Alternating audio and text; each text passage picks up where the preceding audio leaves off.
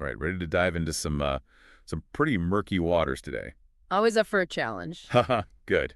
Well, we're tackling the JFK assassination. Ah, classic. But trust me, this isn't going to be your typical grassy knoll conversation. We're going way deeper, thanks to Jerry O. Rose and his journal, The Third Decade. Okay, I'm intrigued. Which volume are we talking about? This is Volume 5, Issue 6. And Rose throws out some theories that'll make you question, like everything. I've read some of Rose's work. He's not afraid to connect some unexpected dots. Exactly. Like, he doesn't just rehash the same old arguments. He brings in people you wouldn't normally think about in connection with the assassination. Give me an example. Richard Nixon. Nixon. Wow, that's not a name you usually hear in this context. Right. But Rose actually makes a case, based largely on the claims of this guy, Robert Morrow, who used to work for the CIA, that Nixon might have played a role in a plot that had some serious consequences down the line. So what's the connection? What's the plot we're talking about? It all revolves around this supposed deal Nixon made with Mario Colli. He was a powerful figure in the Cuban exile community. Ah, Coley. Yeah, he was a major player back then. Okay, so what kind of deal are we talking about? This is back in 1960, right? Yeah, before the election. And the deal, according to Morrow, was that Colli would help with this planned Bay of Pigs invasion. Right, the attempt to overthrow Castro. Exactly, Yeah. which obviously ended in disaster. But anyway, Colli supposedly agreed to help in exchange for some pretty disturbing favors. Hold on, remind me about the Bay of Pigs real quick. It was a CIA operation, but under Kennedy, right? Yeah. And it was a total flop. What went wrong exactly? Well, the CIA, totally underestimated Castro's forces. Oh, I see. Plus, Kennedy refused to give it full military support. Ah, that's right. He didn't want to escalate things. Yeah. So it turned into this huge humiliation for the U.S. Yeah, and it really fueled a lot of resentment, especially among the Cuban exiles who, felt betrayed by Kennedy. Exactly. So getting back to this deal with Colli, these favors he wanted were pretty dark. Like, what are we talking about here? Well, allegedly, he wanted the freedom to basically eliminate his rivals within the Cuban exile community, anyone who disagreed with him, with his vision for a post-Castro Cuba. And he supposedly got what he wanted during the Bay of Pigs. That's what Morrow claims. Some of Colli's political opponents were actually flown to Florida and put under house arrest. So they were basically taken out of the picture, and Nixon was okay with this, assassinating political rivals. That's what Morrow alleges. He says it was all part of this bigger plan to install Colli as the leader of Cuba once Castro was gone. And get this, even though Nixon lost the election to Kennedy, this whole plan still supposedly went ahead during the Bay of Pigs. Great, so even with Kennedy as president, they still went through with this operation to eliminate Colli's rivals. That's the implication. Wow. And to make things even more suspicious, Rose points to some of Nixon's later actions as possible proof of this deal. Like what? What did he do? Well, when Colli got into legal trouble later on, Nixon apparently pulled some strings to help him out, even advising him to skip bail. And there's that famous recording of Nixon during Watergate where he expresses this fear that the whole, quote, Bay of Pigs thing might come out. Exactly. So it's all very suggestive. Definitely raises a lot of questions. Yeah, like how does this all connect back to JFK? Was Kennedy even aware of this deal? Did he try to stop it? And did that somehow make him a target? Right, that's the big question. Did this deal, even if it wasn't intended to harm Kennedy directly, create this, chain reaction that ultimately led to his assassination? It's like a domino effect. You set one thing in motion, And it triggers a whole cascade of events. And this is where things get even more, tangled. Because Rose brings in another layer to this whole thing, the mafia and the CIA. Ah, okay. Now we're getting into some classic conspiracy territory. But how does organized crime fit into all of this? Why would they be involved? Morrow claims that the mafia was furious with Kennedy. Because of his crackdown on organized crime, they saw him as a direct threat to their power, their profits. And then you've got the CIA, who were already pretty unhappy with Kennedy after the Bay of Pigs fiasco. Right, so you've got these two powerful groups, the mafia and the CIA, both with their own reasons to dislike Kennedy. And Rose argues that they might have found common cause. Their interests might have aligned. Okay, so this Morrow guy is claiming that the mafia, the CIA, and these disgruntled Cuban exiles were all somehow plotting against Kennedy. But what did they actually want to do? Did they, want him dead? Morrow suggests that there was this plan for a, quote, Second Bay of Pigs. A second invasion of Cuba. Yeah, but this time it would be much bigger, more successful, and the assassination was supposed to be the trigger. Wait, hold on. They would kill Kennedy and then blame it on Castro. Or someone sympathetic to him, yeah. It would give the U.S. the justification to invade. Wow. So this wasn't just about getting rid of Kennedy. It was about manipulating international relations, starting a war. Yeah, that's a pretty wild theory. It is. But how much of this can we actually believe? Like, how reliable is this Robert Morrow? That's the million-dollar question. And Rose himself admits that Morrow is, well, he's a bit of a wild card. He even points out 2 specific incidents in the book that raise some serious questions about Morrow's credibility. Okay, now you have to tell me. What are these incidents? What did Morrow do that makes his whole story so questionable? Okay, so we're back and trying to untangle all these claims from Robert Morrow about the JFK assassination. It's a lot to take in. Nixon and this Coley deal, the mafia, the CIA. Yeah, and it gets even more complex because Morrow doesn't just stop there. He brings in figures from within the U.S. government itself. Like, who else is he pointing the finger at? People like J. Edgar Hoover. Right. You know, the head of the FBI. And Lyndon B. Johnson, the vice president at the time. Wait, Hoover and Johnson, what does he say they were involved in? According to Morrow, Kennedy was planning to remove both of them from office after the '64 election, I mean. Seriously. Get rid of Hoover and Johnson. What? Why? What was the thinking there? He supposedly saw them as, I don't know, liabilities, maybe even threats to his presidency. I can kind of see it with Johnson. Wasn't there, like, a bunch of scandals swirling around him back then? Exactly. Stuff with Bobby Baker, his longtime aide, and that whole Billy Saul Estes thing. Oh, right. Estes was that Texas businessman who had all those shady dealings with Johnson, right? Yep. All those guys were under investigation for corruption.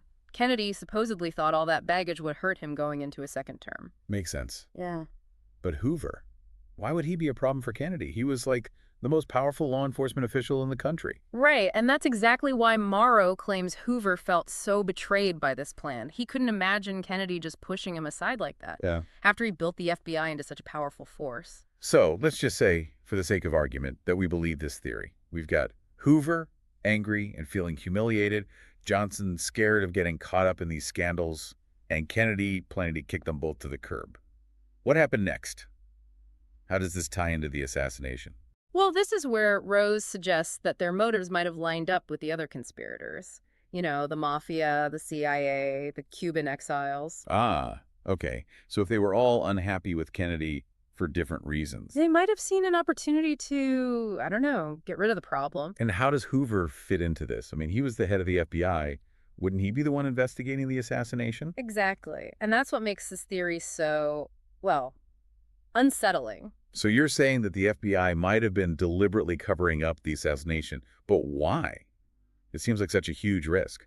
It is, but Rose argues that Hoover's ego, his need to protect the FBI's reputation, might have outweighed those risks. And for Johnson, well, if he was involved, covering up the assassination would have been essential to his own rise to power.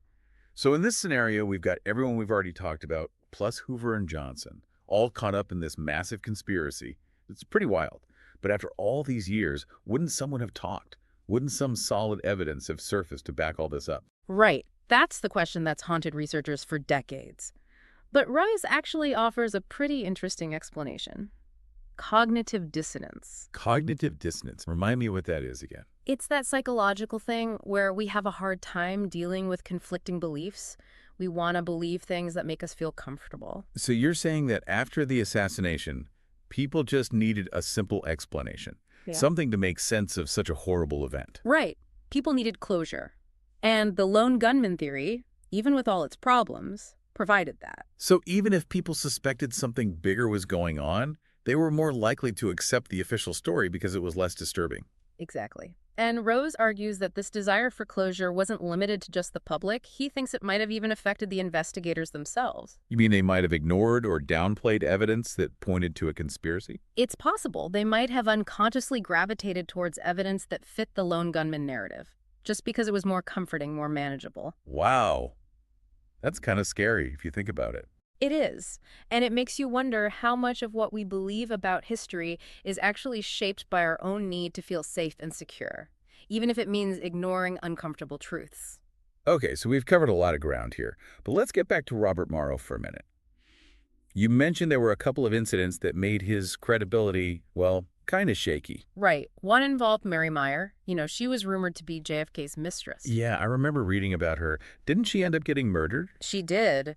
And Morrow claims that before she died, he was warned that she was talking too freely about this plot to kill Kennedy. So she knew too much, and someone wanted to silence her. That's what Morrow suggests. He even claims that he passed this information along to Coley, who supposedly said he'd take care of it. And then she ended up dead.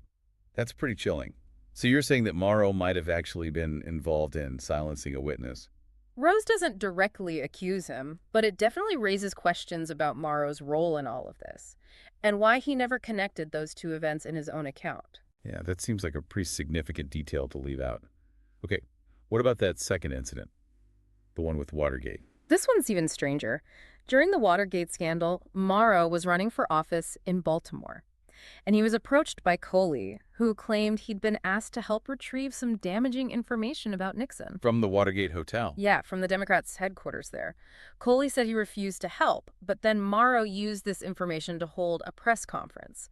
He actually suggested that the whole Watergate break-in was a plot by the Democrats to embarrass Nixon. Wait a minute, so Marr, who claims to have this insider knowledge about a plot to kill JFK, is now using that same network to protect Nixon during Watergate. It does make you wonder about his motives, right? Is he trying to expose the truth, or is he just manipulating events to protect those in power? It's hard to say for sure. So what do we make of all this? Is Robert Morrow a credible source, or is he just trying to spin a good story? And what does this all tell us about the JFK assassination? We'll explore those questions in the final part of our deep dive. All right, so we've been through a lot with this deep dive into the JFK assassination. Nixon, the mafia, the CIA, even Hoover and Johnson. And then there's Robert Morrow, this former CIA guy. Is he a key witness, or is he, like, making stuff up? What I find so interesting is that Rose uses Morrow's story to look beyond the events themselves. He talks about how the assassination affected people psychologically. The idea of cognitive dissonance, how we need simple explanations to make sense of traumatic things. Yeah, like we talked about, sometimes the truth is just too hard to face, right? Exactly. We cling to familiar narratives even if they're flawed. It's easier than confronting a more disturbing reality. And Rose suggests this need for closure might explain why some leads in the investigation were never fully explored. Like why contradictory evidence was ignored, or why people who questioned the official story were labeled conspiracy theorists. Exactly. It's almost like there was this, an unspoken agreement to maintain order and security, even if it meant burying the truth. So everyone just wanted to move on, pretend it wasn't as complicated as it really was. And Rose's point is that this cognitive dissonance wasn't just a public thing. He thinks it might have influenced the investigators too, maybe even subconsciously.